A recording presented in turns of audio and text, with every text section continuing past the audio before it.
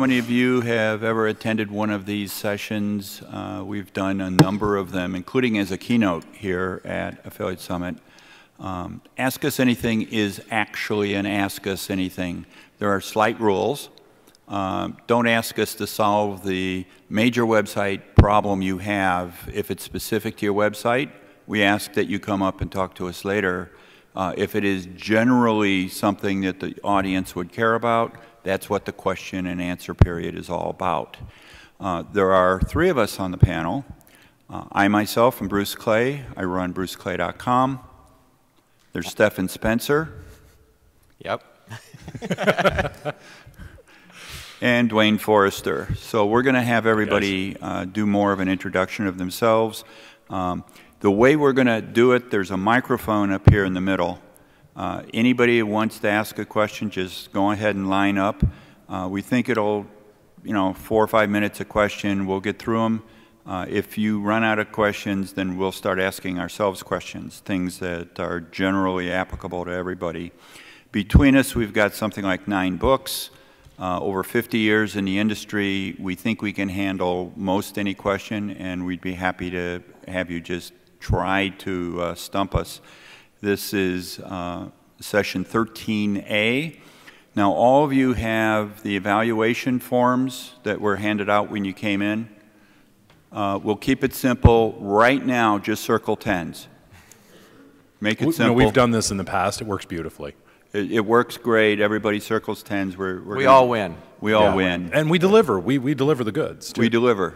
So, and by the way, we are all very good friends, and you're going to find us doing exactly this. We're going to kid each other. We're going to have fun up here.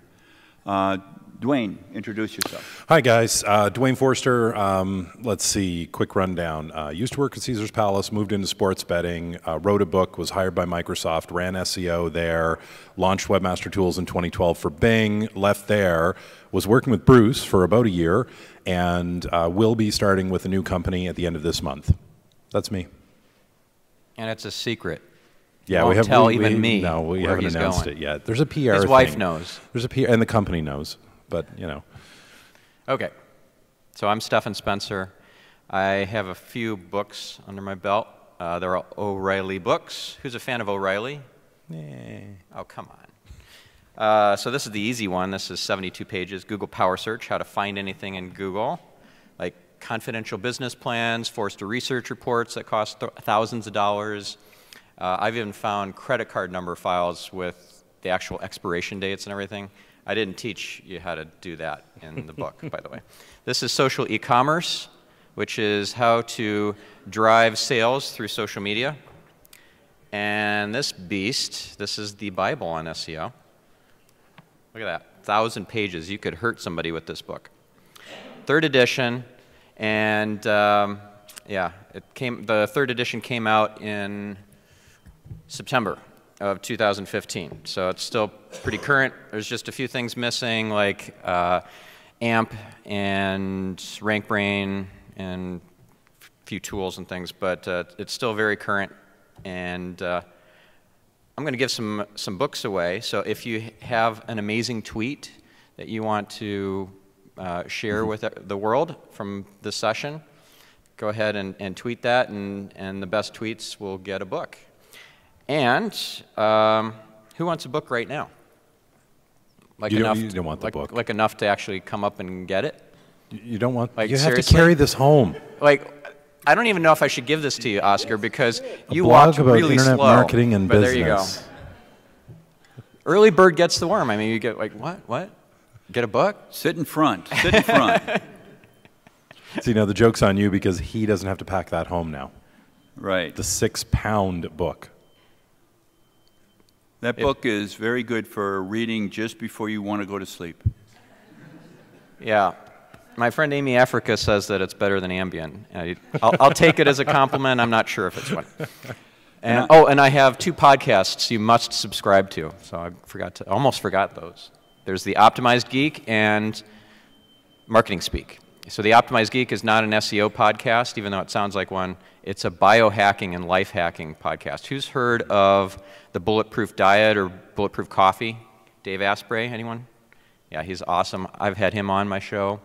I've had Dr. Daniel Amen, who wrote Change Your Brain, Change Your Life. I've had Byron Katie, huge self-help guru, some really amazing guests. I've had Tim Ferriss, let's see, David Allen, who wrote Getting Things Done. Some great, great guests. So if you want to jot that down, The Optimized Geek, or you can just come and get a podcast card to remind you after the session. And then the other one is Marketing Speak, which is also amazing. I've had some incredible guests on, like Jay Abraham, Dan Kennedy, like the godfather of copywriting, and a whole bunch of really great folks who've spoken here.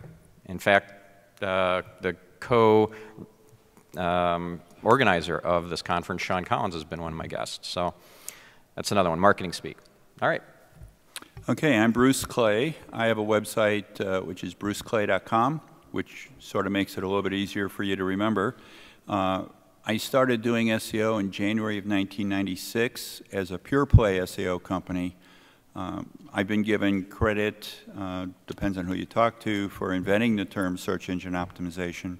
I wrote a book, not quite as big as his. It was bigger when I did the first edition, but he had to pass me. It is Search Engine Optimization All-in-One for Dummies by Wiley. So it's a tabletop kind of a book, hopefully helps you. Tabletop book? Tabletop. Yeah, you keep it on your... Like a coffee table book? It's a little bit bigger than that. But it's a reference book, and so that helps. I have offices on 5 continents. We do SEO, PPC kind of stuff. So any questions that sort of bridge over, we should be able to answer up here. So does anybody have a question? You have to line up the mic. Anyone? Come on, we're ready for you. Okay, the rest of you get ready, because this one might suck. Get ready. We don't know. I have 2 questions, but I think they're related. I'd like to hear your opinion. With Penguin 4, we obviously saw the granular devaluation of links, so the change in the Penguin algorithm. Seems to be a school of thought, and we support this, that Google has introduced as part of the Penguin 4 algorithm more of a filter, or a more important filter on topical relevance of the location of links. So I'd like to hear your opinion on that. So there's some SEOs that seem to think, I'm talking about published SEOs, that seem to think, no, it's just kind of doing what it used to do, but now it's doing it at an individual link and page level. There's some that think that it's actually going deeper. It's actually evaluating the topical relevance of where the link is actually located, the content, the theme of the website, etc. The second part of my question is, do you believe that there is any link between that, if you accept that hypothesis, and RankBrain? Okay, so I'll start. On your first question, you're absolutely right. Google has added to the algorithm the capability to determine that your inbound links are inorganic. In other words, the site that links to you is not about the same thing you're about. So it's theme-based from the sending side. And that was really to fight a lot of spam sites that would just publish blogs of any kind and link to you. Each blog, while it may be contextually relevant, in aggregate across the site, they were all little islands. And the way to fight that, obviously, is to make the site that links to you themed to be similar to yours. And also, your site has to be a little bit more themed. It's more of a site-wide analysis than a page analysis. So that's the first part. RankBrain is really more of a, to me, it seems to be more of a content-centric thing. It's trying to figure out what you're about. Well, it's the official line from Google is that it's all about the query, analyzing the query. But machine learning is going to take over all aspects of Google in their determination of what search results should get to the top and which ones should get buried. It's not just about the topical relevance of the link. It's about the geolocation and a bunch of other aspects, the location on the page. So if you are trying to rank in Las Vegas, you want to get local links from Las Vegas, Convention Visitors Bureau, the Better Business, or not, the Tourism Bureau, all that sort of stuff that is local to your city. Let's see, what else do I want to mention about it? So if you think about topical relevance in terms of entities and topical neighborhoods. There's a really amazing tool that it just is coming out from Search Metrics. It's a topic explorer. So this is going to be really handy for you to do your keyword research, or more topic research, I guess I'd call it. And then you can even use their content evaluation tool, paste in an existing article that you wrote, or write an article inside their content editor, and it will tell you if you hit those topics adequately or not. It's an amazing tool. You can zoom in on certain topics and blow those out and see subtopics. You can add topics to your topic list and so forth. So that's the Topic Explorer from Search Metrics. It's part of their content suite that is brand new. I think it might still be in private beta, but it's due to be released very soon. So I'm going to second that. I actually saw a preview of the Search Metrics tool back in October, or late September. It's fabulous. Does a very good job of this. So a couple of things that are kind of rolled into this. The concept of inbound link context, which is essentially what Penguin's dealing with. You know, Google has been saying for years that they were capable of doing this, and finally, with this update, they are now capable of doing this, having that granular definition of what local for a link means. It may mean local as in within a community, within a city, within a region, zip code, whatever. It could mean within a neighborhood online, so a vertical, a section of a vertical, this kind of idea. So that's essentially what they've progressed to. They've progressed to what they claim to have been able to do and wanted to do. They're now factually there and able to do that, which is why we see differences. It does make it very hard to chase links then, because that broad spray and pray approach just doesn't work anymore. You have to be good with this. The other thing about this is RankBrain, and yeah, by its very default, this kind of stuff is a part of RankBrain, but let's not get too confused by this. RankBrain is just a now fancy term for redefining the black box that's always existed at Google. Because prior to that, we had the black box of, you know, you won't tell us what the algorithm is, you won't tell us what the pieces are that we should be looking at. Then we figured out some stuff on our own, things like content, things like quality, and then Google came out and said, oh, the three most important things are content, quality, and RankBrain. Okay, well, what's in RankBrain? Oh, sorry, can't tell you that. Well, they don't even know what's in it. You know, and then, but this is, and that's part of the problem now, is it has gotten smart enough that if you kidnap the engineers, kidnapped all the engineers, they wouldn't be able to answer the question for you. At best, you might be able to recreate the earliest version of it with those human beings now. So yeah, it's in there. And ultimately, I know Google and Bing, having been there, they kind of want to get to that point where it's all algorithmic, where it's all trust the machines, and they generally do a good job. I don't know, has anyone here watched the NFL? Yeah, what's that? Yeah, sorry, National Football League, Stephan. That oh. almost national okay. pastime that people enjoy. Bing has a prediction feature in there, which pissed me off last weekend because my Seahawks lost, and that's what we're kind of using these technologies for, right? Is how can we actually mine the data and come up with information that we think is relevant to a coming step in the searcher's journey, and that's what RankBrain, like, you know, Bruce had kind of alluded to there, that's what RankBrain's job is. It's less about, hey, let's manage all these signals and then give you something. It's more about, let's manage you all and then create a series of individual signals and then give you what is much closer to each of you.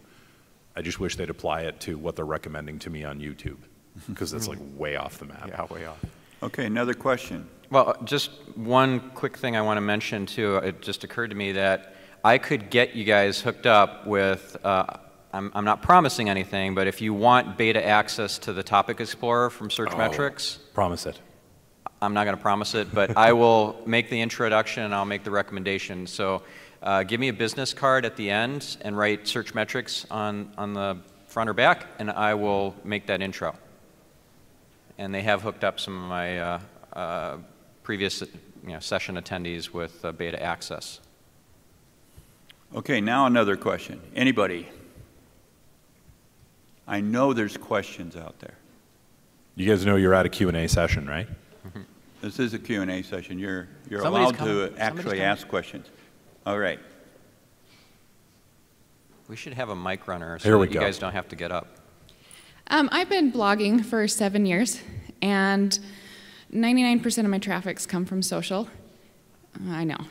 We're trying to get into SEO. SEO is our goal for 2017. There's so many agencies out there to help us. There's so many people promising this and promising that. What would you recommend, like the top 3 things that we need to look for SEO, for someone to help us? Oh, that's a great question. First thing is honesty. So I have this thing called the honesty test, where actually I can't claim ownership of it. A friend of mine came up with it. So it's a really brilliant idea. So in the interview process, you ask them a pretty innocuous question and say, so in order to do this job well, so if we do hire you, what would you think the most important quality or attribute would be to do this job well? Would it be attention to detail? Would it be honesty? Would it be creativity, technical acumen, dedication, perseverance? What would it be? Okay. And you just let them answer the question, and the only right answer is honesty. Because if they're not honest, if that's not their number one priority, or that's just not baked into their character, you're going to get screwed. And there's so many charlatans out there. It's really, really tough. Another thing that you can do to weed out the charlatans and posers is to go to my website and download, go to stephanspencer.com and download a free white paper called the SEO BS Detector. Okay? So there's a handful of questions in there that seem really innocuous, and you work them into the interview process, and this will catch them out. They won't know that it's a trick question, essentially, because you're not an SEO expert. So when you ask a question like, what's the process for optimizing meta keywords? Now, this is a trick question because the only right answer is meta keywords never counted in Google. They've always been a waste of time if you care about Google. They've never counted. Now, if they say, well, they don't count as much as they used to, there's the door, because that's not the right answer. They need to know that they never counted in Google. And that's on the record on Google Webmaster Central's blog back in like 2009. And you said that's found on your site? So that's on my site. So it's called the SEO BS Detector, and it's on stephanspencer.com under the resources section, resources white paper. So that is really helpful. And then also there's an SEO hiring blueprint that will be quite helpful. That's another white paper in the same area on my site. And that has a 7-step process for hiring, for screening, hiring, onboarding, whether it's a contractor or an agency or an employee. It's applicable. So that's my recommendation. So I'm going to try it. I'm going to take a different stance. Everything you just said I agree with. The problem is when we have people come to us, we're commonly their 3rd or 4th SEO agency. That happens a lot. And what happens is you hear promises. If anybody talks to you and says the word promise, I promise you ranking, run. If they say the way we're going to get you ranking is we're going to buy links for you or anything that's a known spam tactic, run. My opinion is if they come to you and say, and we're cheap because we're offshore, run. All of those things have a tendency to diminish the ability for them to communicate, to be able to support you, to understand your community. You want people that are actually able to do it. The right SEO company sells value. They don't sell rankings. Rankings aren't a good measure of success for SEOs in general. Everybody should care that your business is prospering. That's the partnership of a true SEO company. I put in a request already this morning for your business. I haven't gotten to your 2 sites, but just 5 minutes ago I just put in a request for a consult on your site. You might want to stick around after the session then, Yeah. talk with them. Okay. And then I have one other question. And maybe this is in search metrics. I'm not sure that technology, but what is the best site that you recommend for finding long tail keywords? Do you have access to your server logs? No. You need access to your server logs? Yeah. And Get that. honestly, like, I'm up here and I feel like such an idiot because I don't know SEO, but talk to me about Facebook. Like, we all have our strengths and our weaknesses. Yeah. And SEO, I'll just come out and say, I don't know. I So don't know about it. I'm actually going to roll back to your first question. No one is going to take a more vested interest in your business and your success than you. Correct. So a part of this is you learning some basic things. You know, I mean, these guys have great opportunities, great resources. I started my journey in all of this because I didn't want to have to pay anyone. And here I am 20 years later, and I'm the one being paid. Now, for the record, I don't offer these services, nor will I be in my next career step at the end of the month. But I've spent a lot of time. I founded the in-house committee with Sembo, so I am very well connected to everyone who runs in-house search groups for all of the major brands, all the large companies in the world. I know what it takes to build teams of SEOs. I've built them and trained them myself.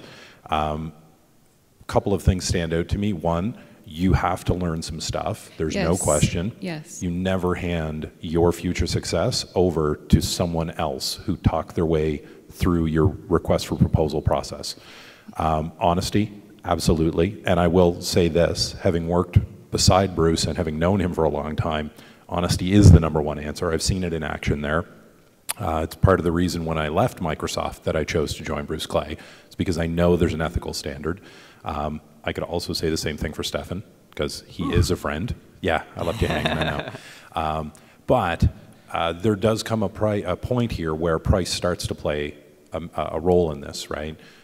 This is a skilled area, and the people who actually know what they're doing do command a price. I'm not saying you can't find good value at lower price points, lower being relative to everyone's budgets, obviously.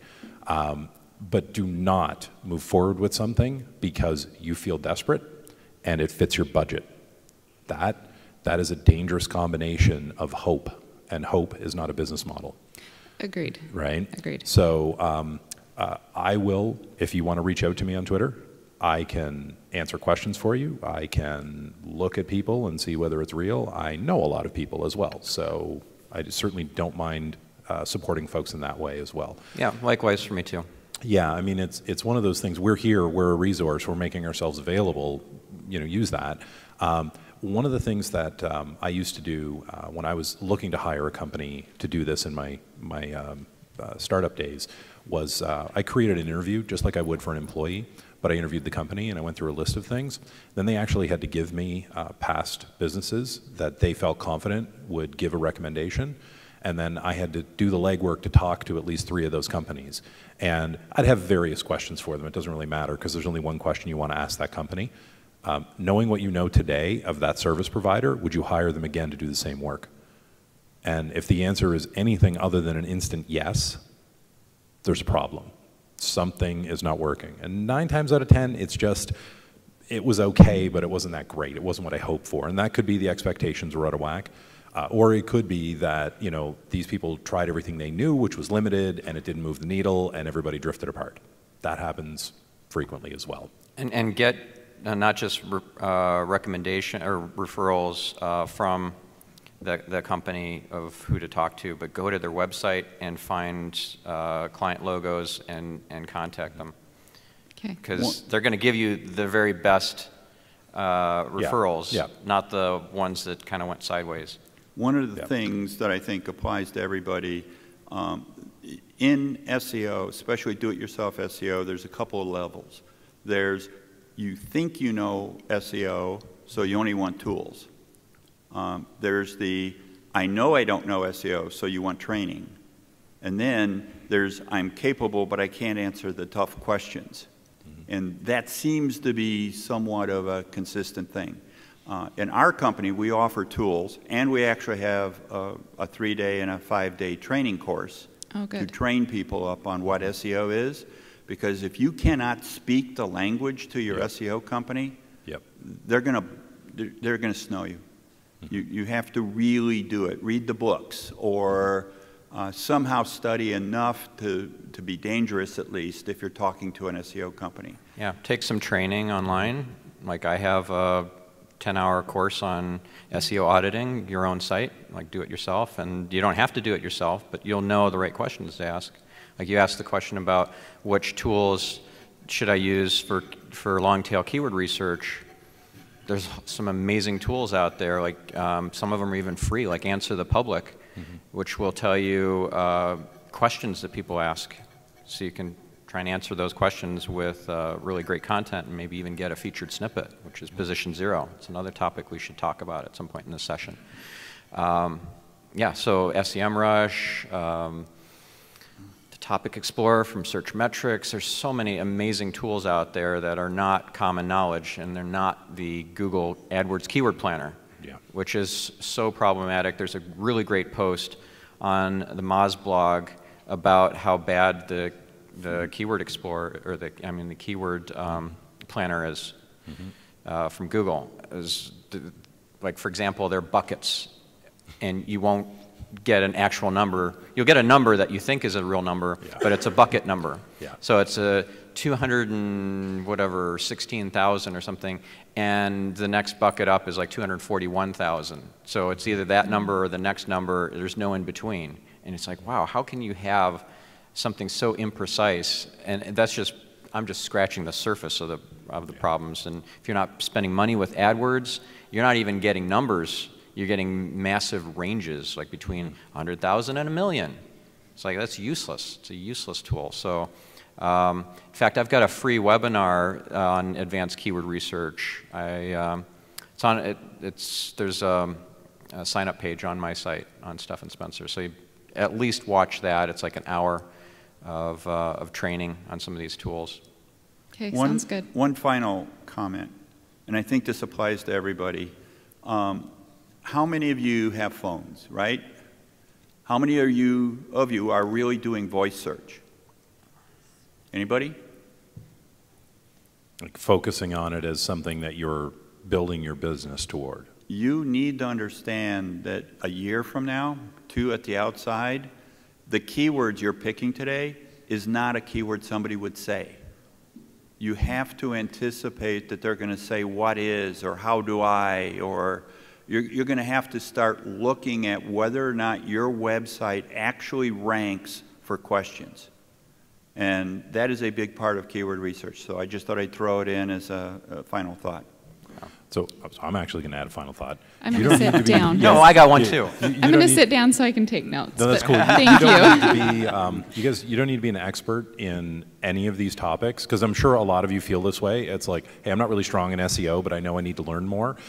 When you're approaching a service provider, the only thing you really need to know are what your goals and metrics are, what the focus for your business is. You need to know very firm things about your business, like exactly who your client is and who your customer is, who your target market is. You never want them defining that for you. They can help you refine it if they're working with you, but you want to look for a company that can do more for you than just one thing. So can they do content? Can they give you guidance on pay-per-click? Can they give you guidance on organic? Can they give you guidance on technical aspects of things? Can they pinch hit and actually write for you? All of these different factors, because you need to apply this across various areas. So just take 1 or 2 of those areas and get yourself some basic education in that, so that when you come in and start asking those questions, you have a clear question and you have clearly a correct answer that you know and trust for that question. And then you see what their answer is for the question, because that will help you understand whether they have a strength in the area or if they're just trying to snow you. Well, the problem with that is, you know, the jack of all trades is a master of none. So for, what was it, 16 years, 15 years, I ran Net Concepts. That was an SEO agency. We were not a paid search agency, because it is such a different set of skills. If you spread yourself too thin, you cannot be an expert in all the different areas. So I know a lot about paid search, but I don't manage paid search campaigns, and I'm never going to do that myself. I'm an SEO, and if you try to hire an agency that's supposedly expert on all that stuff, first of all, you're going to get a bait and switch. You know, some guru is going to sell you. That's not true, Stephan. Oh, it totally happens, right? So I ran the operations at Bruce Clay. No, but there's expertise in every one of those areas. The owner or the thought leader is the one who's going to talk to you and get you all excited, and they're going to really blow you away, right? And then who's going to write the SEO audit? Who's going to do the link building strategy? Who's going to do the keyword strategy? Not he or she, it's going to be the team. You're going to be assigned an account manager. You're going to be assigned an analyst and a consultant. And it's not going to be the thought leader that sold you. It's just, that's not the way it works. I ran an agency for 15 years. We were in 3 different countries. It's just, you cannot scale the thought leader across dozens of clients. It's not possible. So, I mean, I've got a different model now where I only work directly with the client.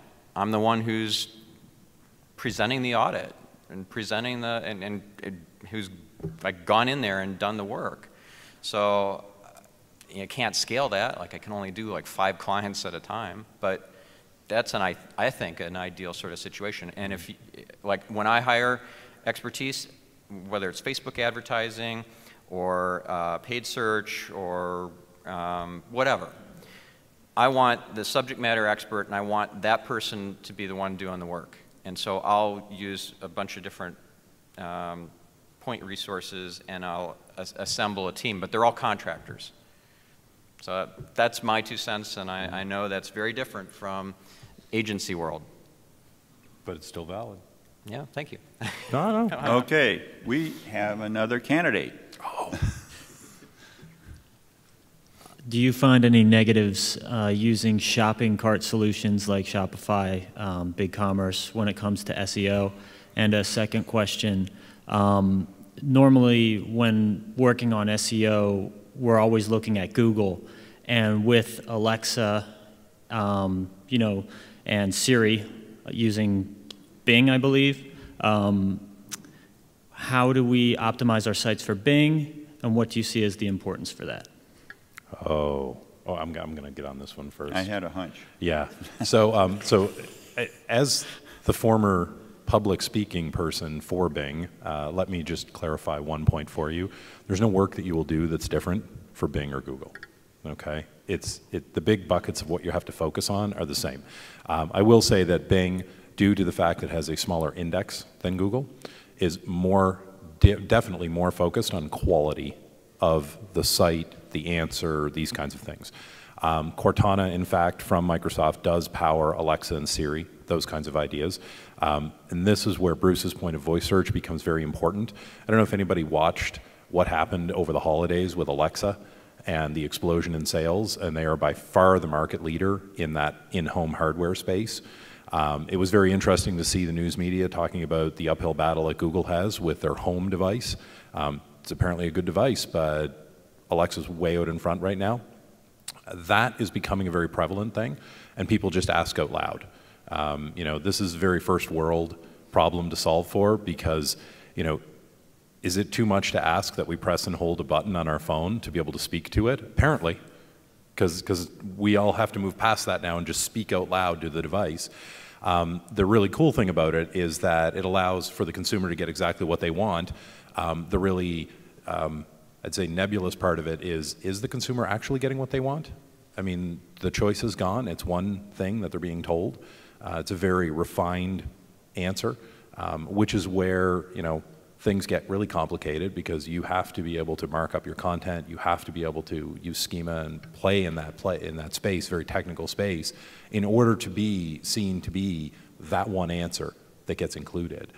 I've always been a fan of focusing on the consumer, and that is the message that Bing and long way around Google actually says, is you focus on that consumer, you focus on their journey and where you're at in their journey. And I think Stephan mentioned this earlier, you know, this idea of being able to understand what you have and where it fits into that customer's journey. When you know that, now you can predict where else they're going to show up, and then you can position yourself there as well. And that is a winning formula. It's a little pedantic and it's a little non-sexy. It takes away a lot of guesswork, but it's much more successful. To answer your question about shopping carts, most of today's shopping carts have facilities for SEO. Many of them you can implement incorrectly. faceted search will kill you because you'll end up with 200 pages of the same content indexed if you aren't careful. So there are things to be careful of at a SEO level when you're implementing some shopping carts, but in general, most of the shopping carts aren't that hard to deal with from an SEO point of view. There's a big difference between search engine friendly and search engine optimized. So if you get a shopping cart that is search engine friendly, you are not search engine optimized. Mm-hmm. Right. And all the configuration settings and so forth and all the different extra extra options that you can pay for, like search-friendly URL plugin or option or whatever. Like, seriously, you have to pay for that? That's crazy. So just buyer beware. And also do your homework to make sure that you're going to get search engine optimized or optimal. Mm-hmm. Because search engine friendly just means you're not repelling the spiders. It means it's Googlebot's not having a freak out attack looking at your site and saying, wow, there are no edges to this site. It's like, it seems like I can go on forever. Like maybe it's misconfigured and you're serving up a 200 status code instead of a 404, and it still says, you know, sorry, this isn't here or whatever, we're out of stock or whatever, but it's not a 404, and Google doesn't trust your site because it doesn't see an edge to it. Just goes on forever. So it could be a configuration error, it could be just this shopping cart is not built by SEO experts, mm-hmm. and that happens a lot. Mm-hmm. Actually, my previous company, Net Concepts, we developed our own shopping cart software called Gravity Market. We sold it to another company, but there weren't very good options at the time. We needed to build something with SEO built in from the ground up, because if you end up with some sort of solution that is not optimized, and after the fact you hire an SEO and they're like, oh, wow, this is a train wreck. They got this wrong and this wrong and this wrong. Mm-hmm. Think of it like this. You're buying, or you're building a house, and you didn't know to ask the builders to wire it with electrical, and now there's no wiring. The house is almost finished, and you're like, how do I turn on the lights? Oh, you didn't specify that. That's going to be expensive because we got to tear out the drywall, then we got to patch up the drywall. That happens all the time to websites. Well, what about this aspect? What about the structured data markup? What about the automated generation of XML sitemaps? What about, they're like, you didn't specify those things. That's going to be expensive because now we have to retrofit and all. Oh boy, not good. So that's one thing. Another thing, I'm going to rain on your Bing parade. Guess what the #2 search engine is? Hint, it's not Bing. YouTube. Yep. So if you don't have a channel, you don't have videos, you haven't optimized your videos, you haven't done your keyword research in YouTube. Do you know how to do keyword research for YouTube? Anyone? Anyone? Anyone? Neither does he. I need an answer, quick. No. Google Trends. There you go. It's free. It's a free tool, and it gives you data specific to YouTube searches. Mm-hmm. So under web search, there is a pull-down list, or a select list, or whatever. So web search is one, image search, and there's YouTube. So select that, and then do your keyword searches. Now, Google Trends is not a perfect keyword research tool because you're not getting real numbers, you're getting percentages, which is kind of useless. But you can compare two keywords to each other and say, wow, this one really sucks in YouTube. Nobody's searching for that versus this other one. So that's really awesome. There's so much we could talk about with regards to YouTube. So just bear that in mind. Do not neglect YouTube. If you're putting all this energy to Bing and you're not thinking about YouTube, you're missing it. Okay, why don't we see? Any other questions? Oh, and while he's walking up, here's a super ninja trick for Alexa, for the Echo. Anyone sell anything on Amazon? They have any products they're selling on Amazon? You will massively increase what looks like the desire for your product by having a few of your friends who have Echoes to buy the product through an Alexa voice command. Mm-hmm. that's genius. Because if people are actually buying your product with Alexa, trust me, that's going to look really awesome. I have two questions. One is Google has said that user experience matters a lot, engagement, but they've also said we don't directly use your analytics data. Do you believe them? Because it seems like that'd be a good source of engagement metrics. And my other question is, are there any link building strategies that you are seeing a lot of success with? Okay, the answer to the first one is no. Everybody's good with that, right? You understand? No. What? Say what you mean what you say. The problem with, okay, I'm going to start with the link building, and you guys can take the rest. Link building has always been problematic.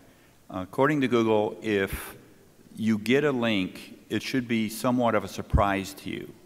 You shouldn't have planned for the link. Oh, you shouldn't have. Oh, I'm so grateful. Thank you. I had no idea it was coming. Yeah. But in theory, everybody arranges their own links. They promote their own content. They try to get people to document what's going on or promote their blog post or their website. So in general, what we typically believe is that the link should be earned. And that's just a complex way of saying write stuff worth linking to and then tell the right people about it. But don't go out and buy links, and don't go out and try to do your blog post footer comment things with a link in it, or things like that are just way old.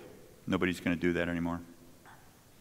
So, but what about private blog networks? Yeah, PBNs, those are the hottest thing, right? I'll wade in a little bit on the first part of this. I wouldn't assume that Google uses your Google Analytics data as an indication of very much, because that data is often inaccurate when you get it. So it's not like they would feed themselves inaccurate data points. So no. Now, they do accurately see the data related to you versus their own system of tracking, and they see it before you see it. So they see it raw, and then it helps to understand how the engines generally work. Like, it's a series of networked services in the back end of a search engine. So that raw data that comes in, all of those services like Google Trends, the AdWord Planner, the Google Search Console, all of these services would then apply to that raw data feed to take the pieces of it they need to use in tools that they show the data to consumers. Okay, so analytics would be a customer of the raw internal data feed from Google. And the version of the data that they are allowed to show would be sanitized. Now, generally, it's pretty close because we're talking about a relatively secure space. You're logged in, it is you, you're verified, therefore they can show you what's relevant to you. Except there are times when Google will want you to be taking actions, so the data may be skewed a bit. Witness Google AdWords planning and the tools that they have in there. They very clearly want you to give them your money, and then they'll give you something that you think is valuable. It's really not. It's a bit of a red herring. But the advertising works, so there's still a bit of a quid pro quo there. And so they will also get data from other sources because Google is a domain name registrar. Has anyone put up a website and noticed that almost instantly it's been indexed by Google? And you can search it, and you were like, shit, I was going to do some testing on that, and now it's in there. It's because they see the domain name changes in the background. As a domain name registrar, they have access to all of that data. They see it instantly. So as soon as the domain is registered, they're watching. They're constantly pinging to see what goes live. The instant something goes live, it's immediately put in the index. And if it's a crap experience, well, you're judged on that. So be very careful with that. So put a robots.txt disallow up immediately. That won't stop them. Right. So let me just clarify something here. So if Googlebot never spidered your site, then a robots.txt disallow will stop them from spidering, and the pages will not get indexed. But if Google has gotten in there already, then you have to use not a disallow, but a no index. Yeah. So this is a crucial nuance, but it's one that developers and miss all the time. System admins get it wrong. So they'll use a disallow as a way to stop the pages from showing up in the Google search results, and it doesn't cause that to happen. It stops Googlebot from visiting and updating the content, and you'll end up with these horrible search listings that say something to the effect of no information is known about this result because of the robots.txt disallow directive or something. And don't do that. So you remove the disallow from your robots.txt, and then you add a meta robots no index HTML to the tag in the HTML so that Googlebot can discover that and BingBot and obey that and drop that from the index. No index means no index. It's not showing up in the search results. Whereas disallow says Googlebot don't visit here. Yeah, and it's a very subtle difference. It's a bit arcane. We're search geeks. To us, that's like a black and white moment.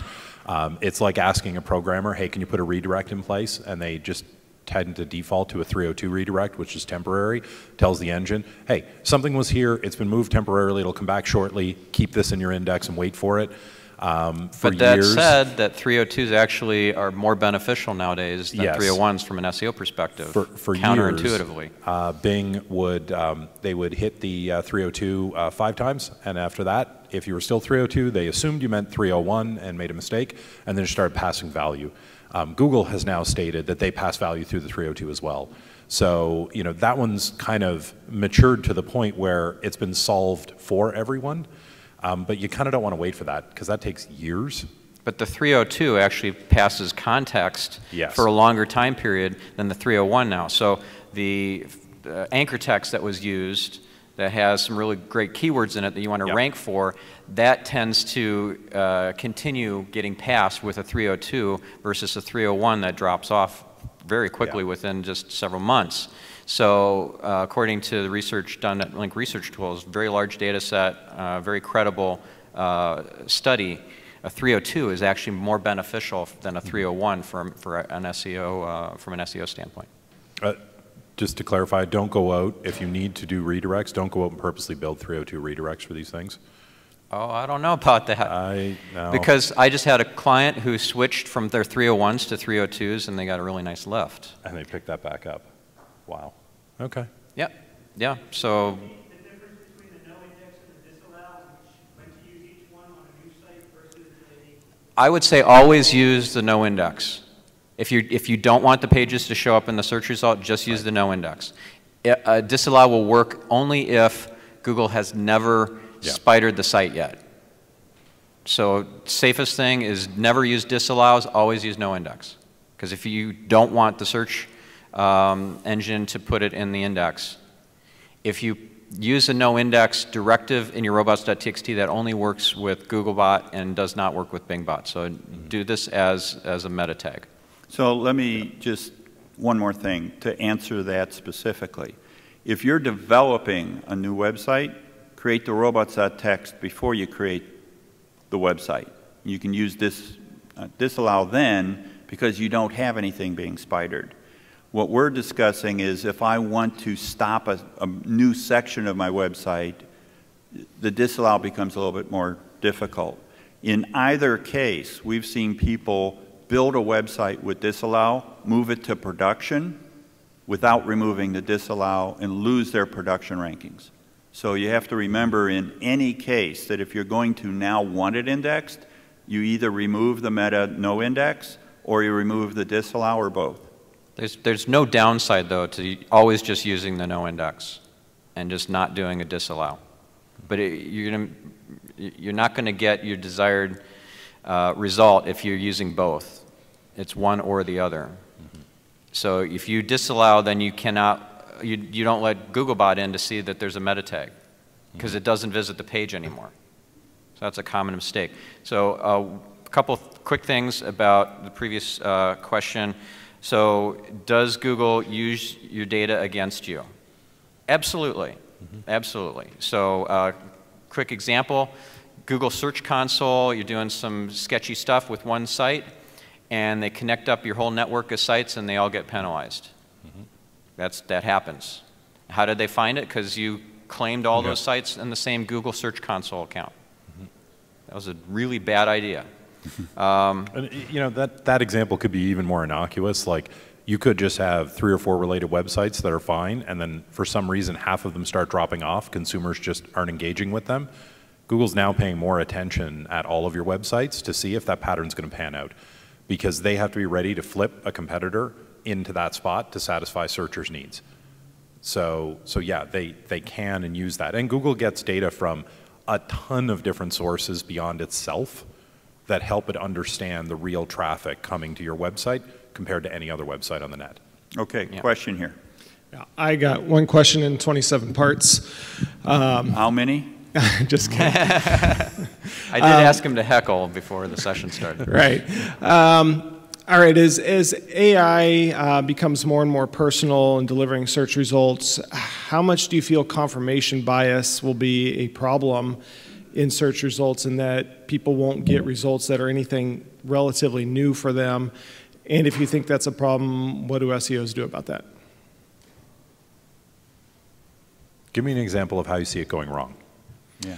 I mean, I think the way I'm looking at this is, you know, we're looking at Google just doing everything so personal that you're only going to get results for things that you're intimately familiar with or very, very closely related to that.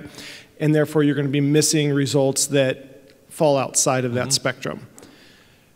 That happens now with the state of things. Yeah. That's been going on for a while. Yeah. Like, well, I say it as it's a lag. So I go in and I do things, right? It's like, you know, I'm buying new tires for my truck. And I purchase the tires. They're on their way to me. And for the next 3 weeks, all I see are tire ads chasing me around the internet. And, and Google is a similar scenario. And the AI has that same problem of, you were interested in this 5 minutes ago, 5 days ago. You may still be interested in that type of result now when you ask this query. The problem is, I've actually learned, and I have refined slightly with every piece of data I take in. I get smarter about what it is I'm actually looking for, but I'm the pointy end of that spear.